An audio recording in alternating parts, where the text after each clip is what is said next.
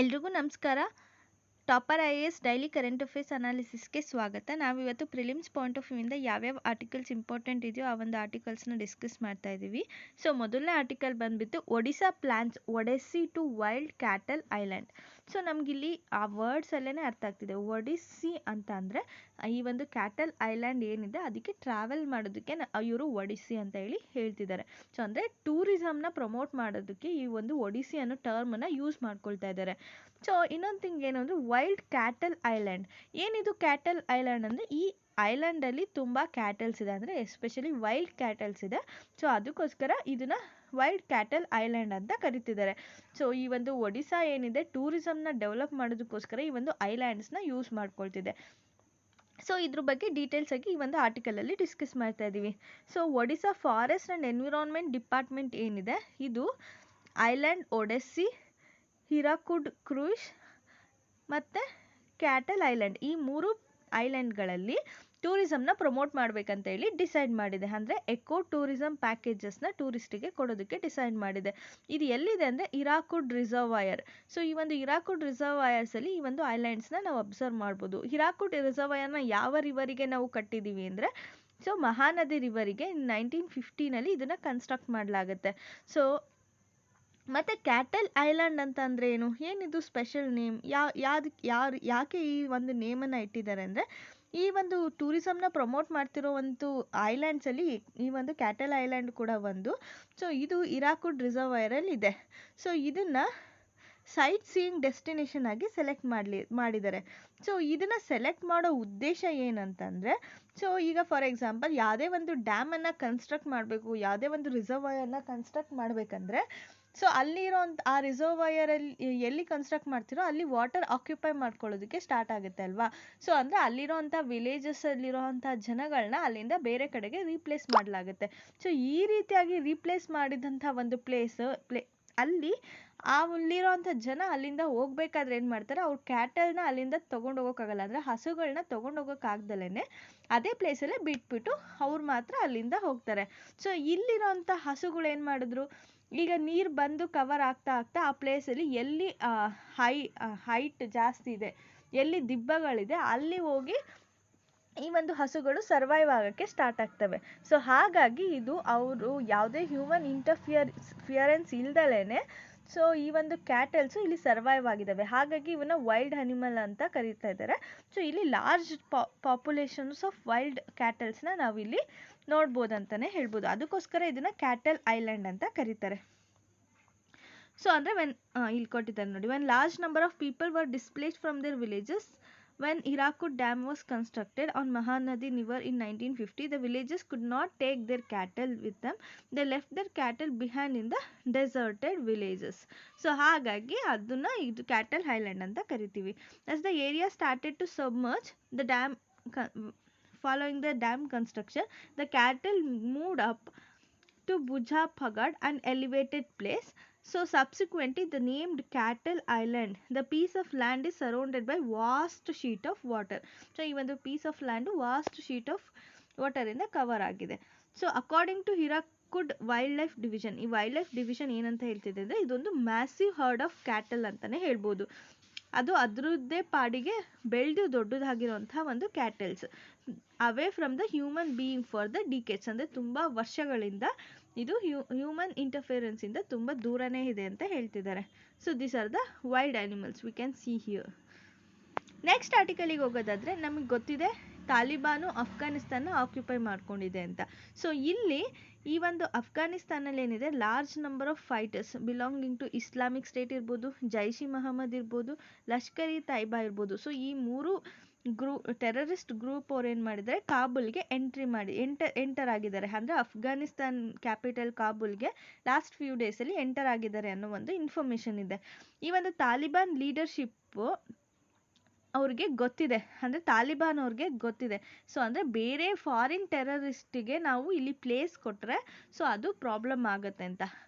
ಮತ್ತು ಅವರಿಗೆ ಗೊತ್ತಿದೆ ಇವರು ಕೂಡ ನಮ್ಮ ಕಾಬೂಲ್ ಸಿಟಿಗೆ ಎಂಟರ್ ಆಗಿದೆ.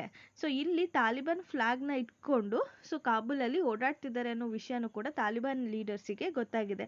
ಸೊ ಇವರು ತಾಲಿಬಾನ್ ಅವರು US ಜೊತೆ ಅಗ್ರಿಮೆಂಟ್ ಮಾಡ್ಕೊಂಡಿರೋದ್ರಲ್ಲಿ ಏನಿದೆ ಅಂದರೆ, ತಾಲಿಬಾನು ಏನಂತ ಅಗ್ರಿಮೆಂಟ್ ಮಾಡ್ಕೊಂಡಿದೆ ಅಂದರೆ, ಬೇರೆ ಟೆರರಿಸ್ಟ್ ಗ್ರೂಪನ್ನ ಅಫ್ಘಾನಿಸ್ತಾನ್ಗೆ ಎಂಟರ್ ಆಗೋದಕ್ಕೆ ಮತ್ತು ಇಲ್ಲಿ ಆಪರೇಟ್ ಆಗೋದಕ್ಕೆ ಅಥವಾ ಇಲ್ಲಿ ಅವ್ರು ಯಾವುದೇ ರೀತಿಯಾದಂಥ ಅವರ ಕೆಲಸಗಳನ್ನ ಮಾಡೋದಕ್ಕೆ ನಾವು ಅವಕಾಶ ಮಾಡಿಕೊಡಲ್ಲ ಅಂತ ಅಗ್ರಿಮೆಂಟ್ ಮಾಡ್ಕೊಂಡಿರೋದ್ರಿಂದ ಇವರನ್ನ ತಡೆಯೋ ಅಂಥ ಒಂದು ಜವಾಬ್ದಾರಿ ತಾಲಿಬಾನ್ ಮೇಲೆ ಇರುತ್ತೆ. ಸೊ ಹಾಗಾಗಿ ತಾಲಿಬಾನ್ ಲೀಡರ್ಸು ಇವರನ್ನ ಮೊಬಿಲೈಸ್ ಮಾಡೋದಕ್ಕೆ ಟ್ರೈ ಮಾಡ್ತಾರೆ. ಈ ಒಂದು ಫಾರಿನ್ ಫೈಟರ್ಸ್ನ ಅಫ್ಘಾನಿಸ್ತಾನದಲ್ಲಿ ಇರೋದಕ್ಕೆ ಅವಕಾಶವನ್ನು ಮಾಡಿಕೊಡೋದಿಲ್ಲ. ಸೊ ಇದರಿಂದ ಏನಾಗ್ತಿದೆ, ಈ ತಾಲಿಬಾನ್ ಮತ್ತು ಅದರ್ ಈ ಇಸ್ಲಾಮಿಕ್ ಸ್ಟೇಟ್ ಇರ್ಬೋದು, ಜೈಷ್ ಇ ಮೊಹಮ್ಮದ್ ಇರ್ಬೋದು, ಲಷ್ಕರ್ ಇ ತೈಬಾ ಇರ್ಬೋದು, ಈ ಟೆರರಿಸ್ಟ್ ಜೊತೆ ಕ್ಲಾಶ್ ಆಗೋವಂಥ ಚಾನ್ಸಸ್ ಇದೆ ಅಂತ ಹೇಳ್ತಿದ್ದಾರೆ. ಸೊ ನೆಕ್ಸ್ಟ್ ಆರ್ಟಿಕಲಿಗೆ ಹೋಗೋದಾದರೆ, RBI unveils financial inclusion index. ನಮಗೆ ಗೊತ್ತಿದೆ ಫೈನಾನ್ಷಿಯಲ್ ಇನ್ಕ್ಲೂಷನ್ ಅಂದರೆ ಸೊ ಪ್ರತಿಯೊಬ್ಬರನ್ನು ಇನ್ಕ್ಲೂಡ್ ಮಾಡ್ಕೊಳ್ಳೋದು, ಅಂದರೆ ಏನೇನು ಫೈನಾನ್ಷಿಯಲ್ ಆಪರ್ಚುನಿಟೀಸ್ ಇದೆ ಅದು ಪ್ರತಿಯೊಬ್ಬರಿಗೂ ಅವೈಲಬಲ್ ಆಗೋ ಥರ ಮಾಡೋದು, ಈಸಿಯಾಗಿ ಮತ್ತು ಅಫೋರ್ಡಬಲ್ ಆಗೋ ಥರ ಮಾಡೋದು, ಅದನ್ನು ನಾವು ಫೈನಾನ್ಷಿಯಲ್ ಇನ್ಕ್ಲೂಷನ್ ಅಂತ ಕರಿತೀವಿ. ಇದನ್ನು ಯಾರು ರಿಲೀಸ್ ಮಾಡ್ತಾರೆ ಅಂದರೆ, Reserve Bank of India financial inclusion ಇಂಡೆಕ್ಸ್ನ ರಿಲೀಸ್ ಮಾಡುತ್ತೆ. ಸೊ ಇದೇನು ಮಾಡುತ್ತೆ, formation of a composite financial inclusion ಇಂಡೆಕ್ಸ್ನ ರಿಲೀಸ್ ಮಾಡಿದೆ ಟ್ಯೂಸ್ಡೇ. ಏನಕ್ಕೋಸ್ಕರ ಅಂದರೆ, ಫೈನಾನ್ಷಿಯಲ್ ಇನ್ಕ್ಲೂಷನ್ನ ಕ್ಯಾಪ್ಚರ್ ಮಾಡೋದಕ್ಕೋಸ್ಕರ ಆಲ್ ಓವರ್ ದ ಕಂಟ್ರಿ. ಈ ಒಂದು ಇಂಡೆಕ್ಸ್ ಏನಿದೆ ಮಾರ್ಚ್ 2021ಗೆ ಎಂಡ್ ಆಗುತ್ತೆ. ಸೊ ಇದು ಮಾರ್ಚ್ 2021 ಇದು ಎಷ್ಟಿದೆ ಅಂದರೆ 53.9 ಇದೆ. ಆದರೆ 2017 ಎಷ್ಟಿತ್ತು ಅಂದರೆ 43.4 ಇತ್ತು. ಸೊ ಅಂದರೆ ಆಲ್ಮೋಸ್ಟ್ 10 ಪಾಯಿಂಟ್ಸ್ ಇನ್ಕ್ರೀಸ್ ಆಗಿದೆ ಅಂತಲೇ ಹೇಳ್ಬೋದು. ಸೊ ಈ ಒಂದು ಆನ್ಯುವಲ್ ಫೈನಾನ್ಷಿಯಲ್ ಇಂಡೆಕ್ಸ್ನ ಪ್ರತಿ ವರ್ಷ ಜುಲೈಯಲ್ಲಿ ಇವರು ರಿಲೀಸ್ ಮಾಡ್ತಾರೆ. ಸೊ ಇಂಡೆಕ್ಸಲ್ಲಿ ಏನೇನಿರುತ್ತೆ ಅಂದರೆ, ಬ್ಯಾಂಕಿಂಗ್ ಇರುತ್ತೆ, ಇನ್ವೆಸ್ಟ್ಮೆಂಟನ್ನ ಇನ್ಕ್ಲೂಡ್ ಮಾಡಿರ್ತಾರೆ, ಇನ್ಶೂರೆನ್ಸನ್ನ ಇನ್ಕ್ಲೂಡ್ ಮಾಡಿರ್ತಾರೆ, ಪೋಸ್ಟಲ್ಲೂ ಕೂಡ ಇನ್ಕ್ಲೂಡ್ ಮಾಡಿರ್ತಾರೆ, ಮತ್ತು ಅದ್ರ ಜೊತೆಗೆ ಪೆನ್ಷನ್ ಸೆಕ್ಟರ್ ಕೂಡ ಇದರಲ್ಲಿ ಇನ್ಕ್ಲೂಡ್ ಆಗಿರುತ್ತೆ. ಇದು ತುಂಬ ಇಂಪಾರ್ಟೆಂಟ್ ಪಾಯಿಂಟು. ಈ ಒಂದು ಪಾಯಿಂಟನ್ನು ಇಟ್ಕೊಂಡು ಪ್ರಿಲಿಮ್ಸಲ್ಲಿ ನಿಮಗೆ ಕನ್ಫ್ಯೂಷನ್ ಮಾಡೋವಂಥ ಚಾನ್ಸಸ್ ತುಂಬ ಜಾಸ್ತಿ ಇರುತ್ತೆ. ಸೊ ಇದರಲ್ಲಿ ಪೆನ್ಷನ್ನು ಇನ್ಕ್ಲೂಡ್ ಆಗಿರುತ್ತೆ, ನೆನ್ಪಿಟ್ಕೊಳ್ಳಿ. ಸೊ ಇದರಲ್ಲಿ 3 ಇಂಪಾರ್ಟೆಂಟ್ ಪಾಯಿಂಟ್ಸ್ ಏನಂದರೆ, ಒಂದು ಫೈನಾನ್ಷಿಯಲ್ ಇನ್ಕ್ಲೂಷನ್ ಇಂಡೆಕ್ಸ್ನ ಯಾರು ರಿಲೀಸ್ ಮಾಡ್ತಾರೆ ಅಂದರೆ ರಿಸರ್ವ್ ಬ್ಯಾಂಕ್ ಆಫ್ ಇಂಡಿಯಾ. ಯಾವ ಮಂತಲ್ಲಿ ಅಂದರೆ ಜುಲೈಯಲ್ಲಿ ಪ್ರತಿ ವರ್ಷ ರಿಲೀಸ್ ಮಾಡ್ತಾರೆ. ಮತ್ತು ಇದರಲ್ಲಿ ಯಾವ್ಯಾವ್ದು ಸರ್ವಿಸಸ್ ಇನ್ಕ್ಲೂಡ್ ಆಗಿರುತ್ತೆ ಇಂಡೆಕ್ಸಲ್ಲಿ ಅಂದರೆ, ಬ್ಯಾಂಕಿಂಗು, ಇನ್ವೆಸ್ಟ್ಮೆಂಟು, ಇನ್ಶೂರೆನ್ಸು, ಪೋಸ್ಟಲ್ಲು ಮತ್ತು ಪೆನ್ಷನ್ ಸೆಕ್ಟರು ಇನ್ಕ್ಲೂಡ್ ಆಗಿರುತ್ತೆ ಅಂತಲೇ ಹೇಳ್ಬೋದು. ನೆಕ್ಸ್ಟ್ ಆರ್ಟಿಕಲಿಗೆ ಹೋಗೋದಾದರೆ, remission of duties and taxes on exported product scheme. So centre ಏನು ಮಾಡಿದೆ, ಈ ಒಂದು ಕೆಲವೊಂದು ರೇಟ್ಸ್ ಮತ್ತು ನಾರ್ಮ್ಸ್ನ ನೋಟಿಫೈ ಮಾಡಿದೆ. ಅಂದರೆ ಈ ಒಂದು ಎಕ್ಸ್ಪೋರ್ಟ್ಸ್ ಮೇಲೆ ಏನು ಡ್ಯೂಟೀಸ್ ಮತ್ತು ಟ್ಯಾಕ್ಸಸ್ ಇತ್ತು ಅದನ್ನು ತೆಗ್ದಾಕಬೇಕು ಅಂತ ಹೇಳಿ ಸೆಂಟ್ರಲ್ ಗೌರ್ಮೆಂಟು ಡಿಸೈಡ್ ಮಾಡಿದೆ. ಏನಕ್ಕೋಸ್ಕರ ಇದನ್ನು ತೊಗೊಂಡು ಬರ್ತಿದ್ದಾರೆ ಅಂದರೆ, ಎಕ್ಸ್ಪೋರ್ಟನ್ನು ಜಾಸ್ತಿ ಮಾಡಬೇಕು, ಅಂದರೆ ಕಾಂಪಿಟೇಟಿವ್ ಮಾಡಬೇಕು, ಇಂಡಿಯನ್ ಎಕ್ಸ್ಪೋರ್ಟೆಡ್ ಪ್ರಾಡಕ್ಟ್ಸ್ನ ವರ್ಲ್ಡಲ್ಲಿ ಕಾಂಪಿಟೇಟಿವ್ ಮಾಡಬೇಕು ಅನ್ನೋ ಉದ್ದೇಶದಿಂದ ಇದನ್ನು ತೊಗೊಂಡು ಬಂದಿದೆ. ಈಗ ಫಾರ್ ಎಕ್ಸಾಂಪಲ್ ನಾವು ಯಾವುದೋ ಒಂದು ಪ್ರಾಡಕ್ಟ್ ರೈಸ್ ಅಂದ್ಕೊಳ್ಳಿ, ರೈಸನ್ನು ಎಕ್ಸ್ಪೋರ್ಟ್ ಮಾಡ್ತಿದ್ದೀವಿ ಅಂದರೆ ಟ್ಯಾಕ್ಸ್ ಎಲ್ಲ ಕಟ್ಟಿ ನಮಗೆ ಆ ರೈಸ್ ಬೆಲೆ 150 ರೂಪಾಯಿ ಬೀಳುತ್ತೆ. ಅಂದರೆ ಟ್ಯಾಕ್ಸನ್ನು ತೆಗ್ದಾಕಿ 100 ರೂಪಾಯಿಗೆ ನಾವು ಹೊರಗಡೆ ಮಾರ್ಬೋದು ಅಂದಾಗ ಸೊ ನಮ್ಮದು ಪ್ರಾಡಕ್ಟ್ ವ್ಯಾಲ್ಯೂ ಕಡಿಮೆ ಆಯ್ತಲ್ವ. ಸೊ ಆವಾಗ ಬೇರೆ ಪ್ರಾಡಕ್ಟಿಗಿಂತ ನಮ್ಮ ವ್ಯಾಲ್ಯೂ ಕಡಿಮೆ ಆಯಿತು ಅಂದಾಗ ನಮ್ಮ ಪ್ರಾಡಕ್ಟಿಗೆ ಡಿಮ್ಯಾಂಡ್ ಜಾಸ್ತಿ ಆಗುತ್ತೆ ಅಲ್ವಾ. ಸೊ ಈ ರೀತಿಯಾಗಿ ನಮ್ಮ ಪ್ರಾಡಕ್ಟನ್ನು ಗ್ಲೋಬಲ್ ಮಾರ್ಕೆಟಲ್ಲಿ ಕಾಂಪಿಟೇಟಿವ್ ಮಾಡಬೇಕು ಅನ್ನೋ ಉದ್ದೇಶದಿಂದ ಈ ಒಂದು ರೆಮಿಷನ್ ಆಫ್ ಡ್ಯೂಟೀಸ್ ಮತ್ತು ಟ್ಯಾಕ್ಸ್ ಆನ್ ಎಕ್ಸ್ಪೋರ್ಟೆಡ್ ಪ್ರಾಡಕ್ಟ್ ಸ್ಕೀಮ್ನ ತೊಗೊಂಡು ಬಂದಿದ್ದಾರೆ. ಸೊ ಇದನ್ನು January 1 ತೊಗೊಂಡು ಬರ್ತಿದ್ದಾರೆ. ಸೊ ಇದು merchandise and service export incentive ಸ್ಕೀಮ್ಸ್ನ ರೀಪ್ಲೇಸ್ ಮಾಡ್ತಿದೆ.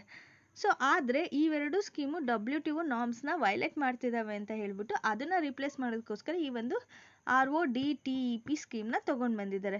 ಇದಕ್ಕೋಸ್ಕರ 12,454 crore ಅಮೌಂಟನ್ನು ಬಜೆಟರಿ ಅಲೋಕೇಟ್ ಮಾಡಿದ್ದಾರೆ. ಸೊ ಇದನ್ನು 2021-22ಗೆ ತೊಗೊಂಡು ಬಂದಿದ್ದಾರೆ. ಸೊ ಇದರಲ್ಲಿ 8,555 ತಾರಿಫ್ ಲೈನ್ಸ್ ಇದೆ ಮತ್ತು 75% of the trade items cover ಆಗ್ತಿದೆ, 65% of the India's exports cover ಆಗ್ತಿದೆ. ಇದು ಏನು ಮಾಡುತ್ತೆ ಅಂದರೆ, enable zero rating of exports, ensuring domestic taxes are not exported. ಅಂದರೆ ಈ ಎಕ್ಸ್ಪೋರ್ಟ್ಸ್ ಮೇಲೆ ಡೊಮೆಸ್ಟಿಕ್ ಟ್ಯಾಕ್ಸಸ್ನ ಹಾಕ್ತಾ ಇಲ್ಲ ಅಂತ ಹೇಳ್ತಿದೆ. ಈಗ ಫಾರ್ ಎಕ್ಸಾಂಪಲ್ ಯಾವುದೇ ಟ್ಯಾಕ್ಸಸ್ ಇರ್ಬೋದು, ಸ್ಟೇಟ್ಸ್ ಅಥವಾ ಗ್ರಾಮ ಪಂಚಾಯತಿ ಇರ್ಬೋದು, ಅದನ್ನು ಏನು ಲೇವಿ ಮಾಡ್ತಾರೆ ಅದನ್ನು ಮತ್ತೆ ರೀಫಂಡ್ ಮಾಡ್ತಾರೆ. ಅಂದರೆ ಇದು ಈ ಒಂದು ಸ್ಕೀಮಲ್ಲಿ ಇರೋವಂಥದ್ದು. ಈಗ ಏನಕ್ಕೋಸ್ಕರ ಈ ಒಂದು ರೆಮಿಷನ್ ಮಾಡಿದ್ದಾರೆ, ಈ ಸ್ಕೀಮ್ನ ತೊಗೊಂಡು ಬಂದಿದ್ದಾರೆ ಅಂದರೆ US ಕಂಪ್ಲೇಂಟ್ ಮಾಡಿದೆ, ಇಂಡಿಯಾ ಎಕ್ಸ್ಪೋರ್ಟ್ ಸಬ್ಸಿಡೀಸ್ನ ಇನ್ನೂ ಕೊಡ್ತಾ ಇದೆ, ಇದು WTO ರೂಲ್ಸ್ನ ವೈಲೇಟ್ ಮಾಡ್ತಿದೆ ಅಂತ. ಸೊ ಅದಕ್ಕೋಸ್ಕರ ಏನು ಮಾಡ್ತಿದೆ ಇಂಡಿಯಾ, ಈ ಒಂದು ವೈಲೇಷನ್ನ ಅವಾಯ್ಡ್ ಮಾಡಬೇಕು, ಸಬ್ಸಿಡೀಸ್ನ ಅವಾಯ್ಡ್ ಮಾಡಬೇಕು ಅನ್ನೋದಕ್ಕೋಸ್ಕರ ಈ ಒಂದು ಟ್ಯಾಕ್ಸನ್ನ ತೆಗೆದು ಹಾಕುವಂಥ ಒಂದು ಸ್ಕೀಮನ್ನು ತಂದಿದೆ. ಈಗ WTO ಡಿಸ್ಪ್ಯೂಟ್ ಸೆಟಲ್ಮೆಂಟ್ ಪ್ಯಾನಲ್ನಲ್ಲಿ ಇಂಡಿಯಾಸ್ ಎಕ್ಸ್ಪೋರ್ಟ್ ಸಬ್ಸಿಡಿ ಸ್ಕೀಮ್ಸ್ ಏನಿದೆ ಅದನ್ನು, ಈಗ for example special economic zones ಇರ್ಬೋದು ಅಥವಾ violated core provisions of the global trade norms, ಅಂದರೆ ಈ ಏನು ಎಕ್ಸ್ಪೋರ್ಟ್ ಸಬ್ಸಿಡಿ ಸ್ಕೀಮ್ಸ್ ಇರ್ಬೋದು ಅಥವಾ ಸ್ಪೆಷಲ್ ಎಕನಾಮಿಕ್ ಝೋನ್ಸ್ ಇರ್ಬೋದು, ಇದು ಗ್ಲೋಬಲ್ ಟ್ರೇಡ್ ನಾರ್ಮ್ಸ್ನ ವೈಲೇಟ್ ಮಾಡ್ತಿದೆ ಅಂತ ಹೇಳ್ತಿದೆ WTO dispute settlement panel. So ಅದಕ್ಕೋಸ್ಕರ ಏನು ಮಾಡ್ತಿದೆ ಪ್ಯಾನಲ್ ಇನ್ನೊಂದು ಏನು ಹೇಳಿದೆ ಅಂದರೆ, India is not entitled to provide subsidies depending on the export performance, said its per capital gross national product cross $1,000 per annum. So ಅಂದರೆ ಯಾವ ಕಂಟ್ರಿಗೆ $1,000 ಪರ್ ಆ್ಯನಮ್ ನ್ಯಾಷನಲ್ ಪ್ರಾಡಕ್ಟ್ ಇರುತ್ತೆ, ಕ್ಯಾಪಿಟಲ್ ಗ್ರಾಸ್ ನ್ಯಾಷನಲ್ ಪ್ರಾಡಕ್ಟ್ ಇರುತ್ತೆ, so ಅವರು ಈ ಒಂದು ಸಬ್ಸಿಡೀಸ್ನ ಕೊಡೋ ಹಾಗಿರಲ್ಲ. ಆದರೆ ನಮ್ಮ ಇಂಡಿಯನ್ದು per capita gross national product $2,000 ಜಾಸ್ತಿ ಇದೆ. ಸೊ ಹಾಗಾಗಿ ಇಂಡಿಯಾ ಇದು WTO ರೂಲ್ಸ್ನ ವೈಲೇಟ್ ಮಾಡ್ತಿದೆ ಅಂತ ಹೇಳ್ತಿದ್ದಾರೆ. ಸೊ ಅದಕ್ಕೋಸ್ಕರ ಇಂಡಿಯಾ ಇದನ್ನು ತೆಗ್ದಾಕಿದೆ ಅಂತಲೇ ಹೇಳ್ಬೋದು. ಸೊ ಆಲ್ ದ ಎಕ್ಸ್ಪೋರ್ಟ್ ಇನ್ಸೆಂಟಿವ್ಸ್ನ ತೆಗ್ದಾಕಬೇಕು ಅಂತ ಹೇಳಿ ಇಂಡಿಯಾ ಡಿಸೈಡ್ ಮಾಡಿ ಈ ಒಂದು ರೆಮಿಷನ್ ಸ್ಕೀಮ್ನ ತೊಗೊಂಡು ಬಂದಿದೆ. ನೆಕ್ಸ್ಟ್ ಆರ್ಟಿಕಲ್ಗೆ ಹೋಗೋದಾದರೆ ವರ್ಲ್ಡ್ ಟ್ರೇಡ್ ಆರ್ಗನೈಸೇಷನ್ ಬಗ್ಗೆ ಕೆಲವೊಂದು ಪಾಯಿಂಟ್ಸ್ನ ತಿಳ್ಕೊಳ್ಳೋಣ. ಸೊ WTO ಅನ್ನೋದು ಇದೊಂದು ಇಂಟರ್ ಗೌರ್ಮೆಂಟಲ್ ಆರ್ಗನೈಸೇಷನ್. ಇದೇನು ಮಾಡುತ್ತೆ, ರೆಗ್ಯುಲೇಟ್ಸ್ ಮಾಡುತ್ತೆ ಮತ್ತು ಫೆಸಿಲಿಟೇಟ್ ಮಾಡುತ್ತೆ. ಏನಕ್ಕೋಸ್ಕರ, international trade between the nations international trade ಇರುತ್ತಲ್ಲ ಅದನ್ನು ರೆಗ್ಯುಲೇಟ್ ಮಾಡೋದು, ಫೆಸಿಲಿಟೇಟ್ ಮಾಡೋದು ಈ ಒಂದು WTOದು ಕೆಲಸ ಆಗಿರುತ್ತೆ. Government use organization to establish, revise and enforce the rules that govern international trade. ಮತ್ತು ಇದೊಂದು officially commenced on 1995 1st Jan. So ಇದು 1994 Marrakesh agreement, thus replacing General Agreement on Tariff and Trade that has been established in 1948. ಈ WTO ಏನು ಮಾಡುತ್ತೆ, trade in goods, services and intellectual property among the participating countries. So ಅಂದರೆ trade, goods trade ಇರ್ಬೋದು, service trade ಇರ್ಬೋದು ಅಥವಾ intellectual property trades ಇರ್ಬೋದು, ಇದನ್ನು facilitate ಮಾಡೋದು WTOದು ಕೆಲಸ ಆಗಿರುತ್ತೆ. ಮತ್ತು ಇದು ಅದಕ್ಕೋಸ್ಕರ ಫ್ರೇಮ್ವರ್ಕ್ನ ಕೂಡ ಕೊಡುತ್ತೆ, ನೆಗೋಷಿಯೇಟಿಂಗ್ ಟ್ರೇಡ್ ಅಗ್ರಿಮೆಂಟ್ಸ್. ಮತ್ತು ಇದು ಏಮ್ ಏನಂದರೆ reduce or eliminate the tariff, quotas and other restriction. So ಅಂದರೆ ಈ ಟ್ರೇಡ್ ರಿಲೇಟೆಡ್ ಆಗಿ ಯಾವುದ್ಯಾವ್ದು ಟ್ಯಾರಿಫ್ಸ್ ಇದೆ, ಕೋಟಾಸ್ ಇದೆ ಅಥವಾ ಅದರ್ ರಿಸ್ಟ್ರಿಕ್ಷನ್ ಇದೆ ಅದನ್ನೆಲ್ಲ ತೆಗ್ದಾಕಬೇಕು ಅಥವಾ ಕಡಿಮೆ ಮಾಡಬೇಕು ಅನ್ನೋದು ಈ ಒಂದು WTOದು ಇಂಟೆನ್ಷನ್ ಆಗಿದೆ. So that's all for today. ನಿಮಗೆ ಇದರಲ್ಲಿ ಈ ಒಂದು ವಿಡಿಯೋದ ಇಷ್ಟ ಆಗಿದ್ರೆ ಲೈಕ್ ಮಾಡಿ, ಶೇರ್ ಮಾಡಿ, ಕಮೆಂಟ್ ಮಾಡಿ ಹಾಗೂ ಟಾಪರ್ IAS ಚಾನಲನ್ನು ಸಬ್ಸ್ಕ್ರೈಬ್ ಮಾಡ್ಕೊಳ್ಳಿ. ನಿಮಗೆ ಯಾವುದೇ ರೀತಿಯಾದಂಥ ಡೌಟ್ಸ್ ಇದ್ದರೆ ಕಮೆಂಟ್ ಸೆಕ್ಷನಲ್ಲಿ ಕೇಳ್ಬೋದು. ನಿಮಗೆ ಟಾಪರ್ IAS ಆ್ಯಪನ್ನು ಡೌನ್ಲೋಡ್ ಮಾಡ್ಕೊಳ್ಳೋದ್ರಿಂದ ಈ ಒಂದು PDF ಪಡ್ಕೊಳ್ಬೋದು. Thank you all.